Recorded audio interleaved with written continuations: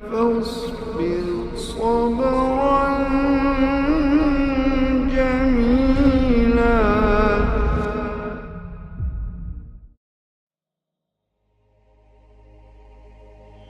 Tahoratning tibbiy mo'jizalari.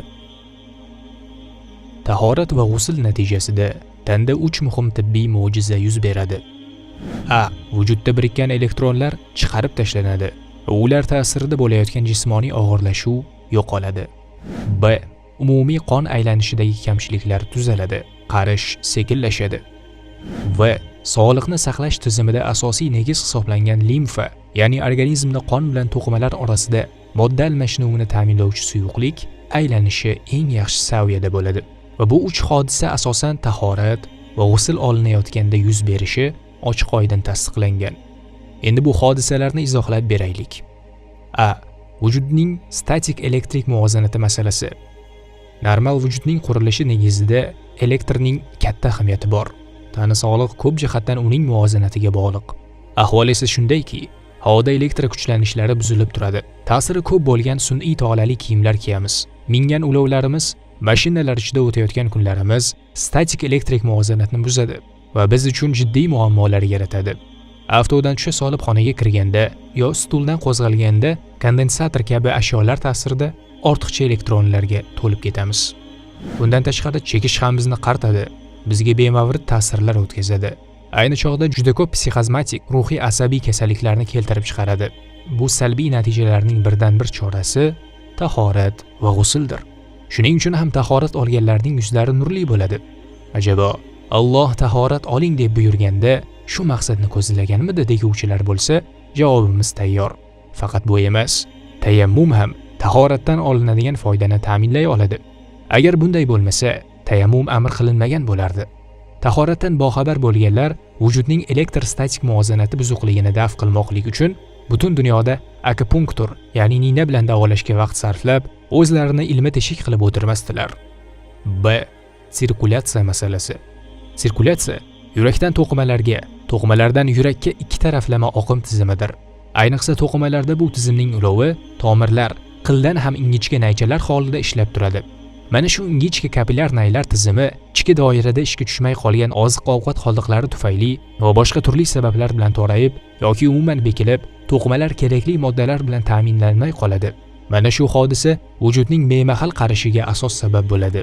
Bu tarz qarish tomirlarning yillar bo'yi davom etgan shunday hayoti bilan bog'liqdir. Tomirlar rezinka singari egiluvchan va cho'ziluvchan bo'lib tursa, ishlar osonlashadi. Aksincha, torayib, qattiqlashsa, ishlar orqaga qarab ketadi, yashash og'irlashib boraveradi.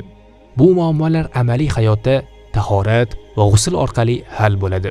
Turli issiqlikdagi suv terimizga tekkanda bir jihatdan tomirlarning ochilib yopilish egzersisi ko'payadi. Ikkinchi jihatdan endigina bo'g'ilib tiqilib qolgan tomirlar ochilib ketadi. Vujud to'qimalarida birikkan ortiqcha moddalar umumiy sirkulyatsiyaga o'tadi. Shu tariqa to'qimalarda jonlanish, tetiklanish yuz beradi. Ajabo, tahorat shu maqsadda qilinadimi? Bu savolga ham javobimiz tayyor. Chiqit birikmalar asosan qo'l, oyoq va yuzning kapillar naychalarida to'planadi. Tahorat amallari esa sizga ma'lumki, shu joylarimizga taalluqlidir. Va limfa aylanishi masalasi. Inson vujudining umumiy himoyalanish sistemasi oq qon aylanishi orqali bo'ladi.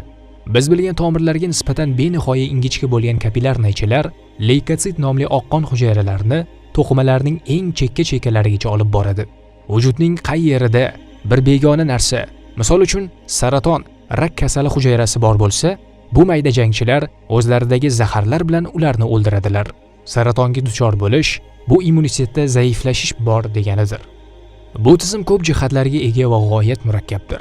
Lekin bu nozik tomirchalarning juda yaxshi ishlashini ta'minlash sog'lig'imizni qadrlaydigan har bir insonning birinchi vazifasidir. Mana shu limfa tomirlarining sog'lom ishlashi uchun ham tahorat va g'usl kerak bo'ladi. Chunki bu ularni hayratomuz ne'matlar bilan ta'minlaydi.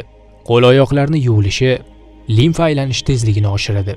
Bundan tashqari, limfa tizimining eng muhim qismi bo'lgan yuz, bo'g'iz va burunning yuvilishi bu sistema uchun bir massaj va kuchlantirish omili bo'ladi. Bugun inson biologiyasi sohasida eng tanilgan, jahonga mashhur bo'lgan biror olimdan bu limfa sistemamizni qanday qilib kuchaytirishimiz mumkin deb so'rasangiz, sizga tahorat olishni ta'riflab beradi. Ajabo, tahorat olishdan murod bu sistemaga kuch berishdan iboratmi? Savolning javobi ochiq va ravshandir. 1.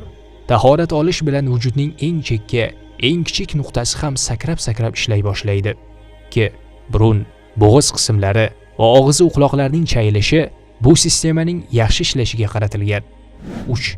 Masalaning eng muhim tomoni shuki, tahorat olishga amr qilgan oyat shu hikmatga diqqatni tortadi. يا أيها الذين آمنوا إذا قمتم إلى الصلاة فاغسلوا وجوهكم وأيديكم إلى المرافق وامسحوا برؤوسكم وأرجلكم إلى الكعبين وإن كنتم جنبا فاطهروا. Ey iymon keltirganlar, namozga turmoqchi bo'lsangizlar, yuzlaringizni va qo'llaringizni chig'anoqlari ila yuvinglar. Boshlaringizga masx tortinglar va oyoqlaringizni to'piqlari ila yuvinglar. Agar junub bo'lsangizlar, poklaninglar.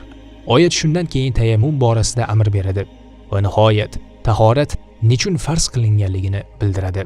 ما يريد الله ليجعل عليكم من حرج ولكن يريد ليطهركم وليتم نعمته عليكم لعلكم تشكرون. Alloh sizlarga qiyinchilik tug'dirishni istamas, ammo sizlarni poklashni va sizlarga o'z ne'matini batamom qilib berishni istaydir. Shoyatki shukr qilsangizlar. Ha, demak tahoratning ikki maqsadi bor. Biri pokizalik, ikkinchisi ilohiy ne'matning komil berilishi. Bu yerdagi ikkinchi maqsad ustida fikr yuritaylik.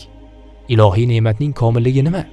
Tana sog'lig'idagi oqsashlarni artish, vujud statik elektrik holatini saqlash, modda almashinuvini ta'minlaydigan aql bovar qilmas tomir sistemasi va vujud muhofazasi uchun ishlovchi limfa tizimi va bulardagi oqsashlarni tahorat olib aritish. Sizlarga bergan bu bebaho ne'matlarimni tahorat amri bilan komil qilaman deb amr etayotir Alloh taolo. Bu ne'matlar uchun Allohga shukr qilmaslik mumkinmi?